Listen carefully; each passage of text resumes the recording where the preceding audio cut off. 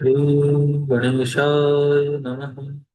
गुरुर्ब्रह्मा गुरुर्विष्णु गुरुर्देवो महेश्वर गुरुर्साक्षात् परब्रह्म तस्मै श्री गुरुवे नमः।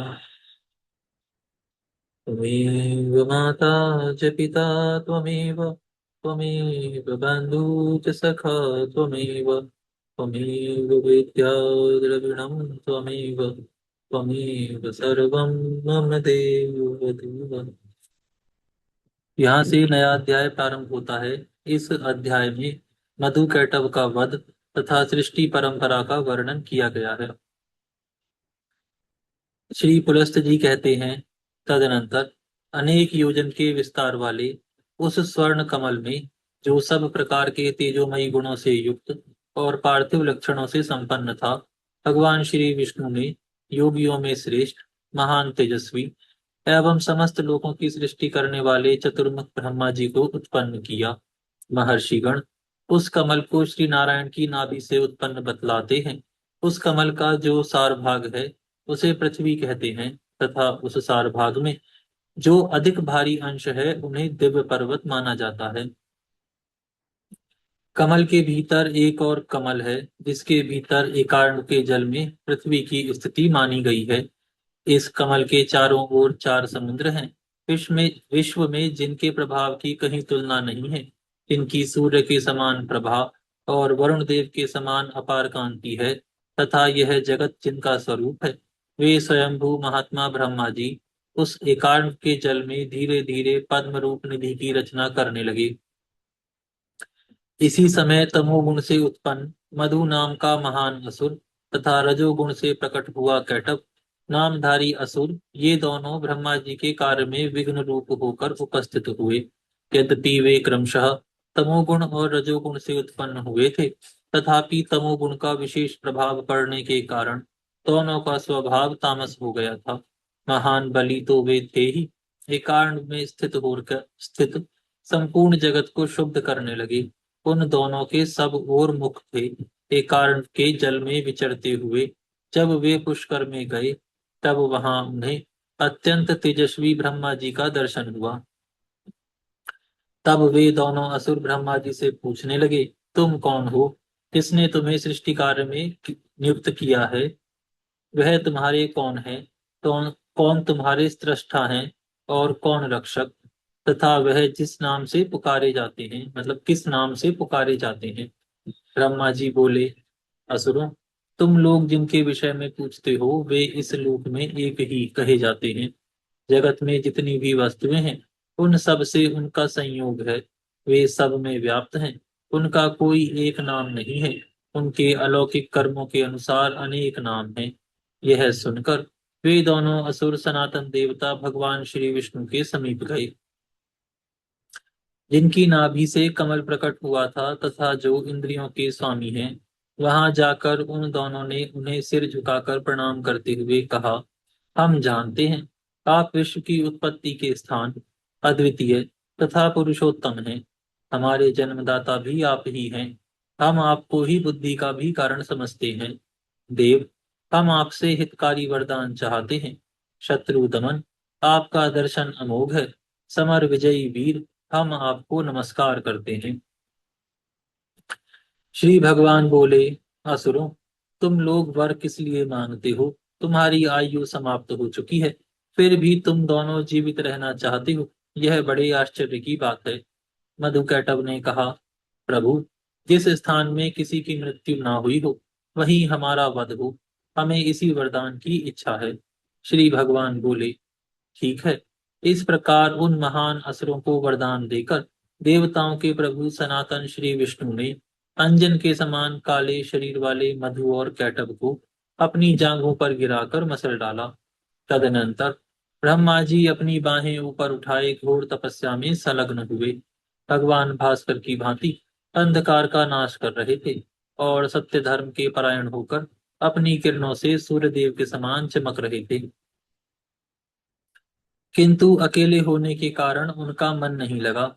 अतः उन्होंने अपने शरीर के आधे भाग से शुभ लक्षणा भार्या को उत्पन्न किया।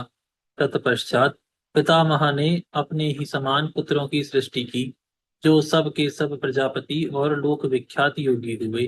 ब्रह्मा जी ने 10 प्रजापतियों के अतिरिक्त लक्ष्मी, साध्या, शुभलक्षणा, विश्वेशा, देवी तथा सरस्वती, इन 5 कन्याओं को भी उत्पन्न किया। ये देवताओं से भी श्रेष्ठ और आदरणीय मानी जाती हैं। कर्मों के साक्षी ब्रह्मा जी ने ये पांचों कन्याएं धर्म को अर्पण कर दी। ब्रह्मा जी के आधे शरीर से जो पत्नी प्रकट हुई थी, वे इच्छा अनुसार रूप धारण कर लेती थी। वह सुरभि के रूप में ब्रह्मा जी की सेवा में उपस्थित हुई। लोक पूजित ब्रह्मा जी ने उनके साथ रहकर 11 पुत्र उत्पन्न किए। पितामह से जन्म ग्रहण करने वाले वे सभी बालक रोदन करते हुए दौड़े। अतः रोने और दौड़ने के कारण उनकी रुद्र संज्ञा हुई। इसी प्रकार सुरभि देवी के गर्भ से गौ, यज्ञ तथा देवताओं की भी उत्पत्ति हुई। बकरा, हंस और श्रेष्ठ औषधियां, अन्न आदि भी सुरभि देवी से ही उत्पन्न हुई हैं। धर्म से लक्ष्मी ने सोमको और साध्या ने साध्य नामक देवताओं को जन्म दिया। उनके नाम इस प्रकार हैं: भव, प्रभव, कृशाश्व, सुबह, अरुण, वरुण, विश्वामित्र, चल, ध्रुव, भविष्मान, तनुज, विधान, अभिमत, वत्सर, भूति, सर्वासुर निषूदन, सुपर्वा, बृहत्कांत और महालोक नमस्कृत। देवी वसु ने वसु संज्ञक देवताओं को उत्पन्न किया, जो इंद्रदेव का अनुसरण करने वाले थे। धर्म की चौथी पत्नी विश्वेशा के गर्भ से विश्वदेव नामक देवता उत्पन्न हुए। इस प्रकार यह धर्म की संतानों का वर्णन हुआ। विश्व देवों के नाम इस प्रकार हैं: महाबाहु दक्ष, नरेश्वर पुष्कर, चाक्षुष मनु, महोरग, विश्वानु, वसु, बाल, महायशस्वी निष्कल, अति सत्य पराक्रमी रुरुद तथा परम कांतिमान भास्कर। इन विश्वदेव संज्ञक पुत्रों को देवमाता विश्वेशा ने जन्म दिया। मरुत्वती ने मरुत्वान नाम के देवताओं को उत्पन्न किया। इनके नाम ये हैं: अग्नि, चक्षु, ज्योति, सावित्र, मित्र, अमर, सर्ववृष्टि, सुवर्ष, महाभुज, विराज, राज, विश्वायु, सुमति, अश्वगंध, चित्ररश्मि, निषद, आत्मविधि, चारित्र, पादमाग पादमात्रक, बृहत, बृहत बृहद्रूप तथा विष्णु सानिभाग। ये सब मरुत्वती के पुत्र मरुदगण कहलाते हैं। देवी अदिति ने ऋषि कश्यप के अंश से 12 आदित्यों को जन्म दिया। इस प्रकार महर्षियों द्वारा प्रशंसित सृष्टि परंपरा का क्रमशः वर्णन किया गया। जो मनुष्य इस श्रेष्ठ पुराण को सदा सुनेगा और पर्वों के अवसर पर इसका पाठ करेगा, वह इस लोक में वैराग्यवान होकर परलोक में उत्तम फलों का उपभोग करेगा। जो इस पौष्कर पर्व का महात्मा ब्रह्मा जी के प्रादुर्भाव की कथा का पाठ करता है, उसका कभी अमंगल नहीं होता। महाराज, श्री व्यास देव से जैसे मैंने सुना है, उसी प्रकार तुम्हारे सामने मैंने इस प्रसंग का वर्णन किया है। यहाँ पर यह अध्याय पूर्ण होता है। यहाँ से तारकासुर के जन्म की कथा, तारक की तपस्या, उसके द्वारा देवताओं की पराजय और ब्रह्मा जी का देवताओं को सांत्वना देने का वर्णन किया गया है। श्री भीष्म जी ने पूछा, ब्राह्मण, अत्यंत बलवान तारक नाम के दैत्य की उत्पत्ति कैसे हुई? कार्तिकेय जी ने उस महान असुर का संहार किस प्रकार किया? भगवान रुद्र को उमा की प्राप्ति किस प्रकार हुई? महामुनि, ये सारी बातें किस प्रकार हुई हो, सब मुझे बताइए। श्री पुलस्त जी ने कहा, राजन, जैसे अरणि से अग्नि प्रकट होती है, उसी प्रकार देवी दिति के गर्भ से दैत्यों की उत्पत्ति हुई है। पूर्व काल में उसी सुभिलक्षणा दिति को महर्षि ऋषि कश्यप ने यह वरदान दिया था कि देवी, तुम्हें वज्रांग नामक एक पुत्र होगा, इसके सभी अंग वज्र के समान सुदृढ़ होंगे। वरदान पाकर देवी दिति ने समय अनुसार उस पुत्र को जन्म दिया, जो वज्र के द्वारा भी अच्छेद था।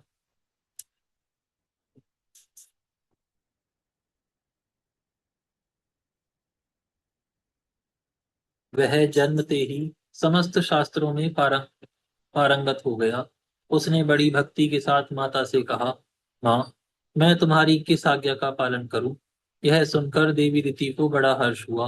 वह दैत्यराज से बोली, बेटा, इंद्रदेव ने मेरे बहुत से पुत्रों को मौत के घाट उतार दिया है। अतः उनका बदला लेने के उद्देश्य से तुम भी इंद्र का वध करने के लिए जाओ। महाबली वज्रांग बहुत अच्छा कहकर स्वर्ग में गए और अमोघ तेज वाले पाश से इंद्रदेव को बांधकर अपनी माँ के पास ले आए। ठीक उसी तरह जैसे कोई व्याध छोटे से मृग को बांध लाए। इसी समय ब्रह्मा जी तथा महातपस्वी कश्यप मुनि उस स्थान पर आए जहाँ वे दोनों माँ बेटे निर्भय होकर खड़े थे। उन्हें देखकर ब्रह्मा जी और ऋषि कश्यप ने कहा, बेटा, इन्हें छोड़ दो। ये देवताओं के राजा हैं। इन्हें लेकर तुम क्या करोगे? सम्मानित पुरुष का अपमान ही उसका वध कहा गया है।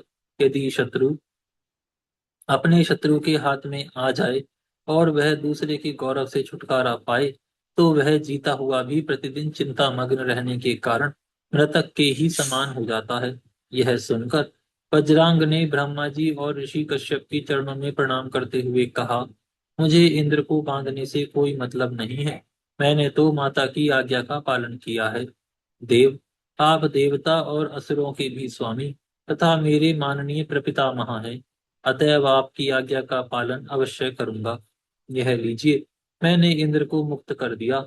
मेरा मन तपस्या में लगता है, अतः मेरी तपस्या ही निर्विघ्न पूरी हो, यह आशीर्वाद प्रदान कीजिए। ब्रह्मा जी बोले, वत्स, तुम मेरी आज्ञा के अधीन रहकर तपस्या करो। तुम्हारे ऊपर कोई आपत्ति नहीं आ सकती।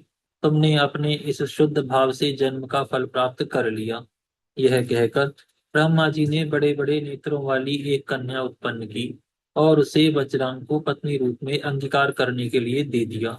उस कन्या का नाम वरांगी बताकर ब्रह्मा जी वहां से चले गए और वज्रांग उसे साथ ले तपस्या के लिए वन में चला गया। उस दैत्यराज के नेत्र कमल पत्र के समान विशाल एवं सुंदर थे। उसकी बुद्धि शुद्ध थी तथा वह महान तपस्वी था। उसने 1000 वर्षों तक बाहें ऊपर उठाए खड़े होकर तपस्या की। तदनंतर उसने 1000 वर्षों तक पानी के भीतर निवास किया। जल के भीतर प्रवेश कर जाने पर उसकी पत्नी वरांगी, जो बड़ी पतिव्रता थी, उसी सरोवर के तट पर चुपचाप बैठी रही और बिना कुछ खाए पिए घोर तपस्या में प्रवृत्त हो गई। उसके शरीर में महान तेज था। इसी बीच में 1000 वर्षों का समय पूरा हो गया। तब ब्रह्मा जी प्रसन्न होकर उस जलाशय के तट पर आए और वज्रांग से इस प्रकार बोले, प्रीति नंदन, उठो, मैं तुम्हारी सारी कामनाएं पूरी करूंगा। उनके ऐसा कहने पर वज्रांग बोला, भगवान, मेरे हृदय में आसुर भाव ना हो। मुझे अक्षय लोकों की प्राप्ति हो तथा जब तक यह शरीर रहे तब तक तपस्या में ही मेरा अनुराग बना रहे। एवमस्तु कहकर ब्रह्मा जी अपने लोक को चले गए और संयम को स्थिर रखने वाला वज्रांग तपस्या समाप्त होने पर जब घर लौटने की इच्छा करने लगा, तब उसे आश्रम पर अपनी स्त्री नहीं दिखाई दी। भूख से आकुल होकर उसने पर्वत के घने जंगल में फल मूल लेने के लिए प्रवेश किया। वहां जाकर देखा, उसकी पत्नी वृक्ष की ओट में मुंह छिपाए दीन भाव से रो रही है।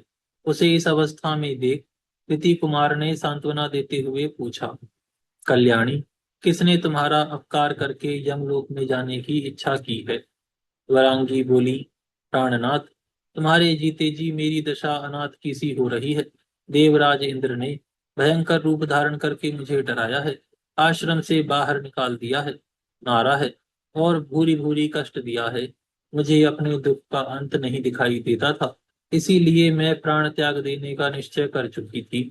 आप एक ऐसा पुत्र दीजिए जो मुझे इस दुख के समुद्र से तार दे। वरांगी के ऐसा कहने पर दैत्यराज वज्रांग के नेत्र क्रोध से चंचल हो उठे। यद्यपि वह महान असुर देवराज से बदला लेने की पूरी शक्ति रखता था, तथापि उस महाबली ने पुनः तप करने का ही निश्चय किया। उसका संकल्प जानकर ब्रह्मा जी वहां आए और उससे पूछने लगे, बेटा, तुम फिर किस लिए तपस्या करने को उद्यत हुए हो? वज्रांग ने कहा, पितामह, आपकी आज्ञा मानकर समाधि से उठने पर मैंने देखा इंद्र ने वरांगी को बहुत त्रास पहुंचाया है। अतः यह मुझसे ऐसा पुत्र चाहती है जो इसे इस विपत्ति से उबार दे। दादाजी, यदि आप मुझ पर संतुष्ट हैं तो मुझे ऐसा पुत्र दीजिए। ब्रह्मा जी बोले, वीर, ऐसा ही होगा। अब तुम्हें तपस्या करने की आवश्यकता नहीं है। तुम्हारे तारक नाम का एक महाबली पुत्र होगा। ब्रह्मा जी के ऐसा कहने पर दैत्यराज ने उन्हें प्रणाम किया और वन में जाकर अपनी रानी को, इसका हृदय दुखी था, प्रसन्न किया। वे दोनों पति पत्नी सफल मनोरथ होकर अपने आश्रम में गए। सुंदरी वरांगी अपने पति के द्वारा स्थित किए गए गर्भ को पूरे 1000 वर्षों तक उदर में ही धारण किए रही। इसके बाद उसने पुत्र को जन्म दिया। उस दैत्य के पैदा होते ही सारी पृथ्वी डोलने लगी। सर्वत्र भूकंप होने लगा। महासागर विक्षुब्ध हो उठे। परांगी पुत्र को देखकर हर्ष से भर गई। दैत्यराज तारक जन्मते ही भयंकर पराक्रमी हो गया। कुजम्ब तथा महिष आदि मुख्य मुख्य असुरों ने मिलकर उसे राजा के पद पर अभिषिक्त कर दिया। दैत्यों का महान साम्राज्य प्राप्त करके दानव श्रेष्ठ तारक ने कहा, महाबली असुरों और दानवों, तुम सब लोग मेरी बात सुनो। देवगण हम लोगों के वंश का नाश करने वाले हैं। जन्मगत स्वभाव से ही उनके साथ हमारा अटूट वैर बढ़ा हुआ है। अतः हम सब लोग देवताओं का दमन करने के लिए तपस्या करेंगे। श्री पुलस्त जी कहते हैं, राजन, यह संदेश सुनकर सबकी सम्मति ले तारकासुर पारियात्र पर्वत पर चला गया और वहां 100 वर्षों तक निराहार रहकर, 100 वर्षों तक पंचाग्नि सेवन कर, 100 वर्षों तक केवल पत्ते चबाकर तथा 100 वर्षों तक सिर्फ जल पीकर तपस्या करता रहा। इस प्रकार जब उसका शरीर अत्यंत दुर्बल और तप का पुंज हो गया, तब ब्रह्मा जी ने आकर कहा, दैत्यराज, तुमने उत्तम व्रत का पालन किया है, कोई वर मांगो। उसने कहा, किसी भी प्राणी से मेरी मृत्यु ना हो। तब ब्रह्मा जी ने कहा, देहधारियों के लिए मृत्यु निश्चित है, इसलिए तुम जिस किसी निमित्त से भी जिसमें तुम्हें भय ना हो, अपनी मृत्यु मांग लो। तब दैत्यराज तारक ने बहुत सोच विचार कर 7 दिन के बालक से अपनी मृत्यु मांगी। उस समय वह महान असुर घमंड से मोहित हो रहा था। ब्रह्मा जी तथास्तु कहकर अपने धाम को चले और दैत्य अपने घर लौट गए। वहां जाकर उसने अपने मंत्रियों से कहा, तुम लोग शीघ्र ही मेरी सेना तैयार करो। ग्रसन नाम का दानव दैत्यराज तारक का सेनापति था। उसने स्वामी की बात सुनकर बहुत बड़ी सेना तैयार की। गंभीर स्वर में रणभेरी बजाकर उसने तुरंत ही बड़े बड़े दैत्यों को एकत्रित किया, जिनमें एक एक दैत्य प्रचंड पराक्रमी होने के साथ ही 10-10 करोड़ दैत्यों का यूथपति था। जंब नामक दैत्य उस सब का अगुवा था और कुजम्ब उसके पीछे चलने वाला था। इनके सिवा महिष, तुंजक, मेघ, कालनेमी, निमि, मंथन, चंबक और शुंभ भी प्रधान थे। इस प्रकार ये 10 दैत्यपति सेना नायक थे। उनके अतिरिक्त और भी सैकड़ों ऐसे दानव थे जो अपनी भुजाओं पर पृथ्वी को तोलने की शक्ति रखते थे। दैत्यों में सिंह के समान पराक्रमी तारकासुर की वह सेना बड़ी भयंकर जान पड़ती थी। वह मतवाले गजराजों, घोड़ों और रथों से भरी हुई थी। पैदलों की संख्या भी बहुत थी और सेना में सब ओर पताकाएं फहरा रही थी। इसी बीच में देवताओं के दूत वायु असुर लोक में आए और दानव सेना का उद्योग देखकर इंद्र को उसका समाचार देने के लिए कहे। देव सभा में पहुंचकर उन्होंने देवताओं के बीच में इस नई घटना का हाल सुनाया। उसे सुनकर महाबाहु देवराज ने आंखें बंद करके देवगुरु बृहस्पति से कहा, गुरुदेव, इस समय देवताओं के सामने दानवों के साथ घोर संग्राम का अवसर उपस्थित होना चाहता है। इस विषय में हमें क्या करना चाहिए? कोई नीति युक्त बात बताइए। आज हम यहाँ विराम करते हैं, फिर कल से प्रारंभ करेंगे। हे गौ माता, आप सभी देवी देवताओं की माता, सभी पुण्यों का पुण्य, सभी तीर्थों का तीर्थ हैं। हम सभी आपको दंडवत प्रणाम करते हैं। आपकी कृपा सदैव बनी रहे। धर्म की जय हो, अधर्म का नाश हो, प्राणियों में सद्भावना हो, विश्व का कल्याण हो। गौ माता, राष्ट्र माता, गौ हत्या बंद हो। श्री पद्म पुराण की जय हो। आज के आनंद की जय हो। नमः पार्वती पतये हर हर महादेव। जय जय श्री राधेश्याम।